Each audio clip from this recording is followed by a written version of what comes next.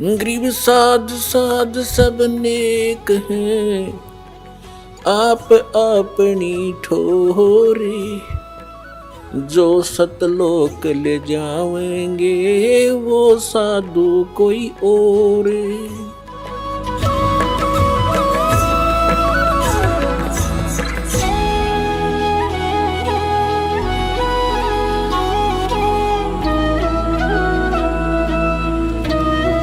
ಮತ್ತು ಪರಮಾತ್ಮನು 600 ವರ್ಷಗಳ ಮೊದಲೇ ಹೇಳಿದರು, धर्मदास ये जग बोराना, कोई न जाने पद निर्वाणा, यही कारण मैं कथा पसारा, जग से कहिए वो राम नियारा है।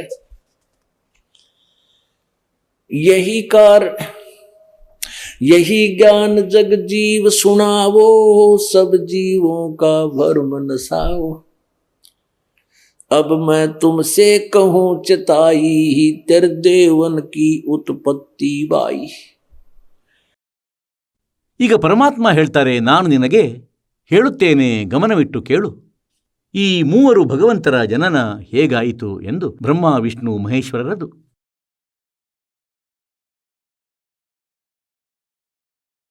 अब मैं तुमसे कहूं चिताई, तेरे देवन की उत्पत्ति भाई, कुछ संक्षेप कहूं गहुराई, सब संशय तुमरे मिट जाई। भरम गए जग वेद पुराना, आदि राम का भेद न जान्या। ಈಗ ಪುಣ್ಯಾತ್ಮರೇ, ಪರಮಾತ್ಮ ಹೇಳ್ತಾರೆ, वेद पढ़ने पर भेद न जाने, ये बाचा पुराण 18। और जड़ की मूर्ख पूजा करें, ये भूल रहे सृजनहारा। ವೇದಗಳನ್ನು ಓದಿ ಜನರಿಗೆ ತೋರಿಸ್ತಿದ್ರು ವೇದಗಳ ಬಹಳ ಜ್ಞಾನಿ ಎಂದು, ಆದರೆ ಪೂಜಿಸ್ತಿದ್ರು ದುರ್ಗೆಯನ್ನು. ನಿಮ್ಮದಂತೂ ಅದ್ಭುತವಾಯಿತು. ಇಲ್ಲಿ ಪರಮಾತ್ಮನ ವಾಣಿ ಇದೆ ಅಂದರೆ, सतगुरु बिन काहू न पाया ज्ञाना, जो थोथा बुझ छड़े किसाना। गुरु बिन वेद पढ़े जो प्राणी, समझे न सार रहे अज्ञानी। ಈಗ ಪುಣ್ಯಾತ್ಮರೇ, ಇದು 5500 ವರ್ಷಗಳ ಮೊದಲೇ ಲಿಪಿಬದ್ಧವಾಗಿದ್ದವು ಈ ವೇದಗಳು, ಗೀತೆ ಮತ್ತು ಪುರಾಣಗಳು. ಮತ್ತು ಇಲ್ಲಿಯವರೆಗೆ ಈ ಬ್ರಾಹ್ಮಣರಿಗೆ, ಋಷಿಗಳಿಗೆ, ಹಿಂದೂ ಧರ್ಮದ ಗುರುಗಳಿಗೆ ಇವುಗಳ ವಿಷಯದಲ್ಲಿ ಏನೇನೂ ಕೂಡ ತಿಳಿದಿಲ್ಲ. ಹಾಗಾಗಿ ಹೇಳಬೇಕೇನೆಂದರೆ ಪುಣ್ಯಾತ್ಮರೇ, ಇಷ್ಟು ಅಥೆಂಟಿಕ್ ಸದ್ಗ್ರಂಥ, ಇಷ್ಟು ಪ್ರಮಾಣಿತ ಸದ್ಗ್ರಂಥಗಳು, ಇವುಗಳನ್ನು ನಾವು ಎಲ್ಲಿಯವರೆಗೆ ಶಿರೋಧಾರ್ಯವೆಂದು ನಂಬಿದ್ದೆವೋ ಅವುಗಳ ವಿರುದ್ಧ ಜ್ಞಾನ ನಮಗೆ ಕೇಳಿಸಲಾಯಿತು. ಹೀಗಿರುವಾಗ ಅವರಷ್ಟು ಅಯೋಗ್ಯರು ಪೃಥ್ವಿ ಮೇಲೆ ಬೇರೆ ಯಾರಿಲ್ಲ. ಯಾರನ್ನು ನಾವು ಮಹರ್ಷಿ, ವಿದ್ವಾನರು ಮತ್ತು ಗುರು ಎಂದು ಕರೆಯುತ್ತಿದ್ದೆವೋ ಅವರು ನಮ್ಮೆಲ್ಲ ಪೂರ್ವಜರನ್ನು ನಾಶ ಮಾಡಿದರು, ಕಾಲನ ಬಲೆಯಲ್ಲಿ ಸಿಲುಕಿಸಿದರು ಮತ್ತು ಎಲ್ಲರನ್ನೂ ಪಿತೃಭೂತಗಳನ್ನಾಗಿಸಿದರು. ಮತ್ತೆ ಹೀಗೆ ಹೇಳ್ತಾರೆ, ಅವರ ಶ್ರಾದ್ದ ಮಾಡಿ ತಮ್ಮ ಹೊಟ್ಟೆಯನ್ನು ತುಂಬಿಸಿಕೊಳ್ಳಲು. भरम गए जग वेद पुराना, आदि राम का भेद न जाना। राम राम सब जगत बखाने, आदि राम को बिरला जाने। ಆದಿರಾಮ, ಪರಿಭೂ. ಪರಿಭೂ ಅಂದರೆ ಆದಿ ಪ್ರಭು, ಎಲ್ಲರಿಗಿಂತ ಸನಾತನ ಪರಮಾತ್ಮ. ಯಜುರ್ವೇದ ಅಧ್ಯಾಯ ಸಂಖ್ಯೆ 40 ಮಂತ್ರ 8ರಲ್ಲಿ ಬರೆದಿದೆ, ಸಹ ಪರಿ ಅಗಾತ್. ಸಹ ಅಂದರೆ ಅವರು ಮತ್ತು ಪರಿ ಅಂದರೆ ಎಲ್ಲಕ್ಕಿಂತ ಪ್ರಥಮ ಮತ್ತು ಆಗಾತ್ ಅಂದರೆ ದೇಹಧಾರಿ. ಅವರು ಎಲ್ಲಕ್ಕಿಂತ ಮೊದಲ ದೇಹಧಾರಿ ಆಗಿದ್ದಾರೆ. ಮತ್ತು ಅವನ ದೇಹ ಹೇಗಿದೆ, ಶರೀರ ಹೇಗಿದೆ? ಶುಕ್ರಂ ಅಕಾಯಂ ಅವರ್ಣಂ ಏಸನಾವೀರಂ ಅಬಿಂಧಂ. ಮತ್ತು ಕವಿರ್ಮನೀಷಿ ಪರಿಭೂ ಸ್ವಯಂಭೂ ವ್ಯೌಧಾತ ಮತ್ತು ಶಾಶ್ವತೀಭ್ಯ ಸಮಾಭ್ಯ. ಆ ಪರಮಾತ್ಮ ಕವೀರದೇವ. ಆ ಕವೀರದೇವರು ಮನೀಷಿ ಅಂದರೆ ಸರ್ವಜ್ಞರಾಗಿದ್ದಾರೆ ಮತ್ತು ಅವರು ಎಲ್ಲರಿಗಿಂತ ಮೊದಲ ದೇಹಧಾರಿ. ಪರಿಭೂ ಅಂದರೆ ಆದಿರಾಮ. ಪರಿಭೂ ಎಲ್ಲಕ್ಕಿಂತ ಮೊದಲ ಪರಮಾತ್ಮ. ಅವನು ಸ್ವಯಂಭೂ ಆಗಿದ್ದಾನೆ.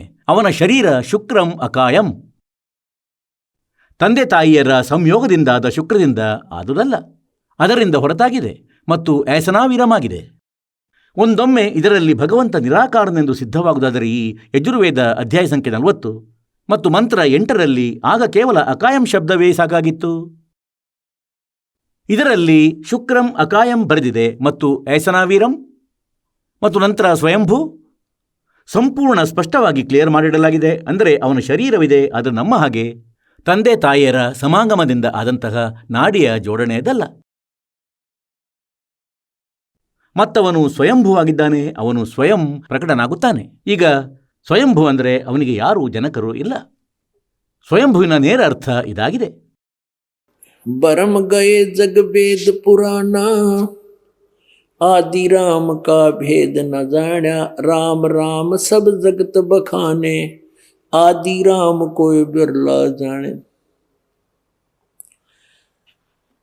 अब मैं तुमसे कहूँ चिताई, तेरे देवन की उत्पत्ति भाई, कुछ संक्षेप कहूँ गौराई, सब संशय तुमरे मिट जाई। ज्ञानी सुने सो हृदय लगाई, मूर्ख सुने तो गम ना पाई। ಅಂದರೆ ನಾನೇನು ಜ್ಞಾನ ತಿಳಿಸಲು ಹೊರಟಿದ್ದೇನೆ ಬ್ರಹ್ಮ ವಿಷ್ಣು ಮಹೇಶ್ವರ ಉತ್ಪತ್ತಿ ಬಗ್ಗೆ, ಇದನ್ನು ಯಾರು ಬುದ್ಧಿವಂತರಿರುವರು ಅವರಂತೂ ಸ್ವೀಕರಿಸುವರು. ಅಂದರೆ ನಿಜವಾಗಿಯೂ ಸತ್ಯವಾಗಿದೆ. ಮತ್ತು ಮೂರ್ಖರಾಗಿರುವವರು ಇಷ್ಟು ಪ್ರಮಾಣ ನೋಡಿಯೂ ಒಪ್ಪದಿದ್ದರೆ ಅವರಂತೂ ಮೂರ್ಖರಾಗಿಯೇ ಇರುವರು. ಅವರು ಭಕ್ತಿ ಮಾಡಲು ಯೋಗ್ಯರಲ್ಲ. ज्ञानी सुने सो हृदय लगाई, मूर्ख सुने तो गम ना पाई। माँ अष्टंगी पिता निरंजन, ये जमदारुण वंशन अंजन। पहले कीन निरंजन राई, पीछे से माया उपजाई। माया रूप देख अति शोभा, देव निरंजन तन मन लोभ्या। ಈಗ ಈ ನಿರಂಜನ ಏನಿದ್ದಾನೆ ಇವನು ಜ್ಯೋತಿ ನಿರಂಜನ. ಆದರೆ ಈ ಪದ್ಯ ಭಾಗದಲ್ಲಿ ಆ ಸ್ವರದ ಆಧಾರದಿಂದ ಶಬ್ದಗಳನ್ನು ಅರ್ಧ ತೆಗೆದುಕೊಳ್ಳಲಾಗುತ್ತದೆ. ಇವನು ಜ್ಯೋತಿ ನಿರಂಜನ ಆಗಿದ್ದಾನೆ, ಕಾಲನು ಬ್ರಹ್ಮನಾಗಿದ್ದಾನೆ. पहले कीन निरंजन राई, पीछे से माया उपजाई।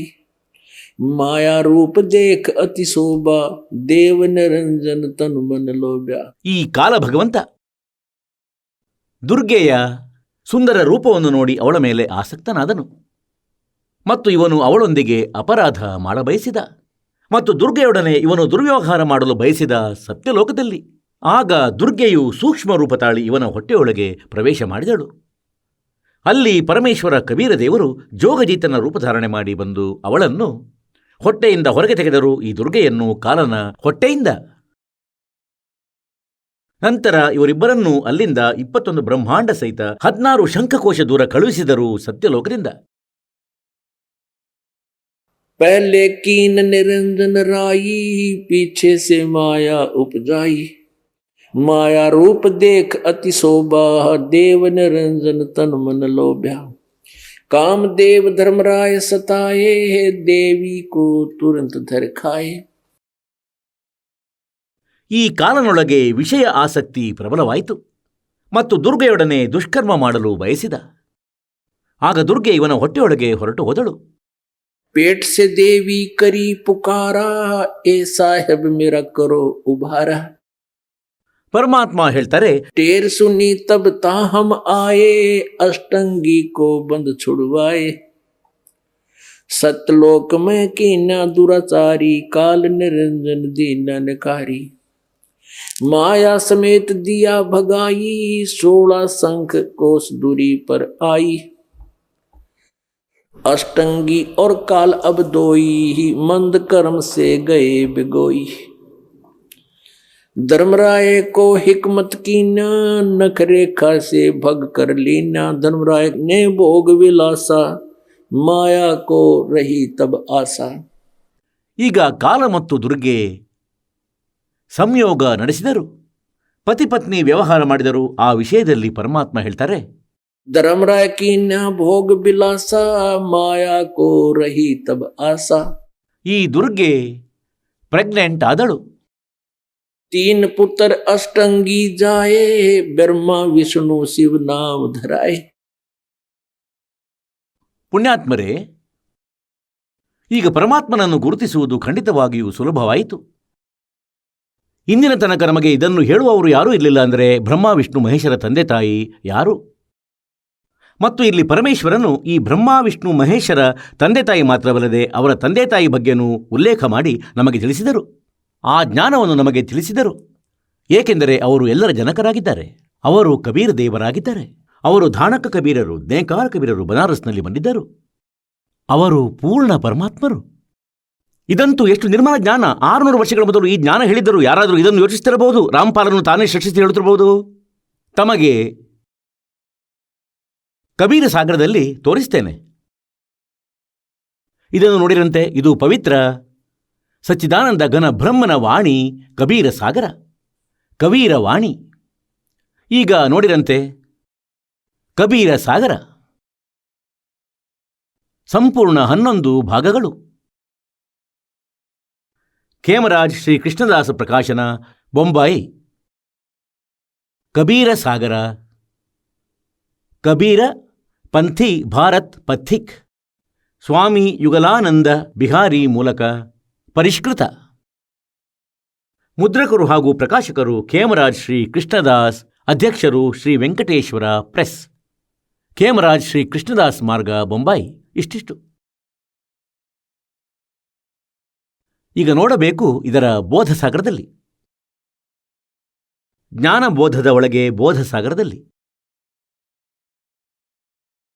ಇದಾಗಿದೆ ಜ್ಞಾನಬೋಧ್. ಮತ್ತು ಇದು ಬೋಧಸಾಗರದಲ್ಲಿ 21ನೇ ಪುಟ. 21ನೇ ಪುಟಕ್ಕೆ ಬರೋಣ. धर्मदास ये जग बोराना, कोई न जाने पद निर्वाणा, यही कारण मैं कथा पसारा, जग से कहिए वो राम नियारा. ಇದು ತಪ್ಪಾಗಿ ಮಿಸ್ಪ್ರಿಂಟ್ ಆಗಿದೆ, ನಾಮ್ ನಿಯಾರ.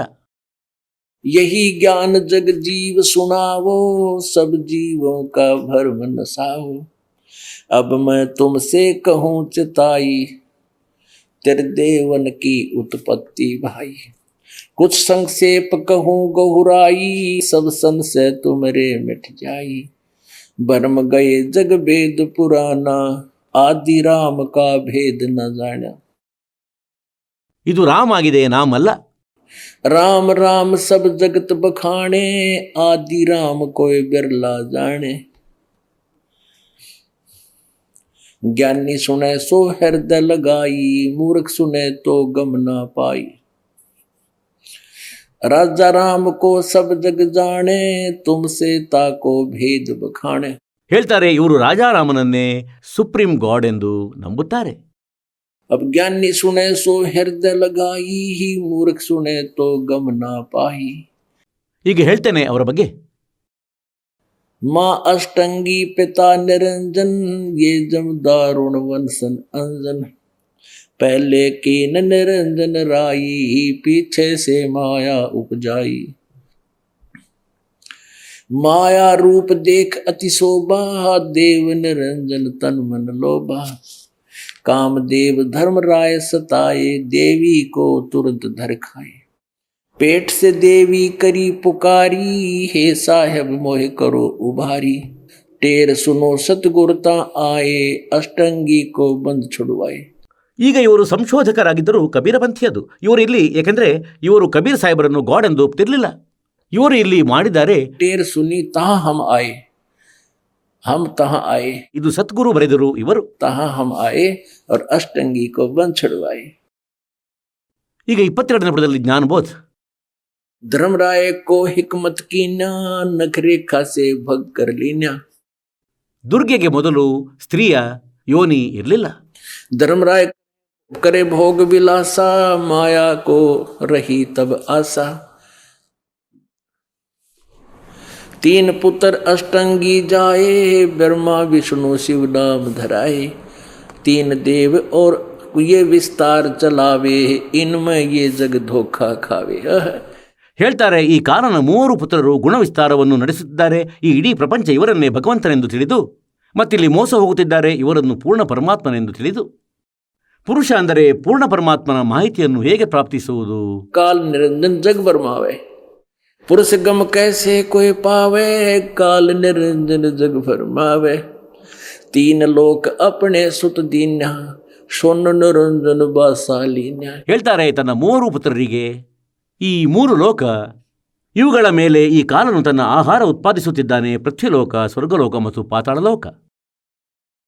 ಈ 3 ಲೋಕಗಳ ತನ್ನ ಪುತ್ರರಿಗೆ ಅಧಿಕಾರ ವಹಿಸಿಕೊಟ್ಟನು. 3 ಲೋಕಗಳ ಮಂತ್ರಿ ಮಾಡಿದನು. ರಜೋಗುಣ ವಿಭಾಗಕ್ಕೆ ಬ್ರಹ್ಮ, ಸತೋಗುಣ ವಿಭಾಗಕ್ಕೆ ವಿಷ್ಣು, ತಮೋಗುಣ ವಿಭಾಗಕ್ಕೆ ಶಂಕರ. ಇವರು ನಮ್ಮನ್ನಿಲ್ಲಿ ಸೃಷ್ಟಿಸುತ್ತಾರೆ, ಬಂಧಿಸಿಟ್ಟಿರುತ್ತಾರೆ ಮತ್ತು ಸಂಹಾರ ಮಾಡಿ ತಮ್ಮ ತಂದೆ ಕಾಲನ ಬಳಿ ಕಳುಹಿಸುತ್ತಾರೆ. तीन लोक अपने सुत दीन्या सोन निरंजन बासालीन्या. अलख निरंजन सोन ठिकाना ब्रह्मा विष्णु शिव भेद न जाना. तीन देव सो उसको धावे निरंजन का वो पार न पावे. अलख निरंजन बड़ा बटपारा तीन लोक जीव कीन आहारा. ಅಲಖ್ ನಿರಂಜನ್ ಈ ಕಾಲನೇನಿದ್ದಾನೆ ಬಡ ಬಟ್ಪಾರ ಅಂದರೆ ಮೋಸಗಾರನಾಗಿದ್ದಾನೆ. ಬಲೆಯನ್ನು ಬೀಸುತ್ತಾನೆ, 3 ಲೋಕದ ಜೀವಿಗಳನ್ನು ತಿನ್ನುತ್ತಾನೆ. ब्रह्मा विष्णु शिव नहीं बचाए सकल खाए पुन धूर उड़ाए. ಹೇಳ್ತಾರೆ, ಬ್ರಹ್ಮ ವಿಷ್ಣು ಮಹೇಶ್ವರನ್ನು ತಿನ್ನುವನು, ತನ್ನ ಪುತ್ರರನ್ನು ಕೊಲ್ಲುವನು. ಇವನು ಯಾರನ್ನು ಬಿಡದೆ ತಿನ್ನುವನು. तिनके सुत हैं तीनों देवा ये अंधर जीव करत हैं सेवा. ಈ 3 ದೇವತೆಗಳು ಬ್ರಹ್ಮ ವಿಷ್ಣು ಮಹೇಶ ಇವರು ದುರ್ಗೆ ಮತ್ತು ಕಾಲನ ಪುತ್ರರಾಗಿದ್ದಾರೆ ಮತ್ತು ಈ ಜ್ಞಾನಹೀನ ಜೀವಾತ್ಮಗಳು ಇವರದೇ ಪೂಜೆಯಲ್ಲಿ ತೊಡಗಿರುತ್ತಾರೆ. अकाल पुरुष का हो नहीं चीन्या काल पाए सभी गैलीन्या. ऐसा राम सकल जग जाने आदि ब्रह्म को ना पहचाने.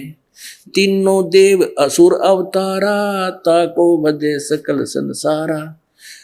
तीन गुणों का ये विस्तारा धर्मदास में कहूं पुकारा. ರಜಗುಣ ಬ್ರಹ್ಮ, ಸತಗುಣ ವಿಷ್ಣು, ತಮಗುಣ ಶಿವನದೇ ಈ ಎಲ್ಲ ಆಟ ನಡೆಯುತ್ತಿದೆ 3 ಲೋಕಗಳಲ್ಲಿ.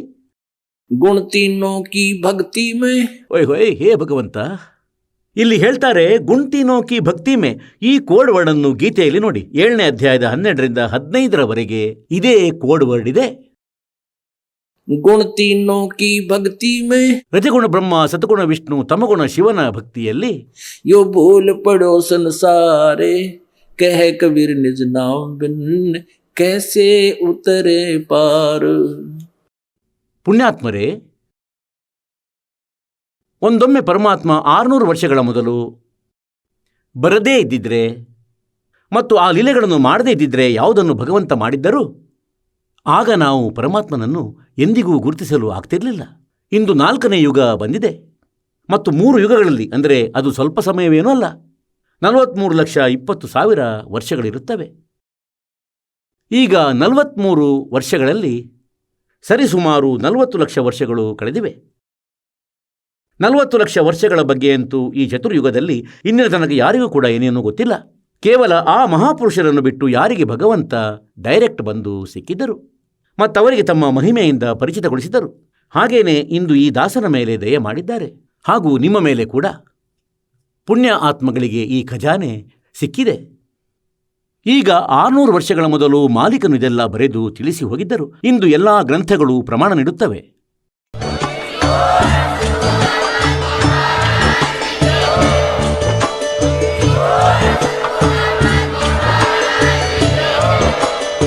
ನೀವು ಕೇಳಿದ್ದೀರಿ ಜಗದ್ಗುರು ತತ್ವದರ್ಶಿ ಸಂತ ರಾಮ್ಪಾಲ್ ಮಹಾರಾಜರ ಮಂಗಳ ಪ್ರವಚನ. ಹೆಚ್ಚಿನ ಮಾಹಿತಿಗಾಗಿ ವಿಸಿಟ್ ಮಾಡಿ ನಮ್ಮ ವೆಬ್ಸೈಟ್ www.jagadguru-rampalji.org. ಸಂತ ರಾಮ್ಪಾಲ್ ಮಹಾರಾಜರ ಶುಭ ಆಶೀರ್ವಾದದಿಂದ ಇಡೀ ವಿಶ್ವದಲ್ಲಿ 500ಕ್ಕೂ ಹೆಚ್ಚು ನಾಮದೀಕ್ಷಾ ಕೇಂದ್ರಗಳಿವೆ. ಇದರಲ್ಲಿ ಸಂತ ರಾಮ್ಪಾಲ್ ಮಹಾರಾಜರಿಂದ ನಿಶುಲ್ಕವಾಗಿ ಆನ್ಲೈನ್ ನಾಮದೀಕ್ಷೆ ಕೊಡಲಾಗುತ್ತಿದೆ. ತಮ್ಮ ಹತ್ತಿರದ ನಾಮದೀಕ್ಷಾ ಕೇಂದ್ರದ ಮಾಹಿತಿಗಾಗಿ ಸಂಪರ್ಕಿಸಿ 888 444 7302.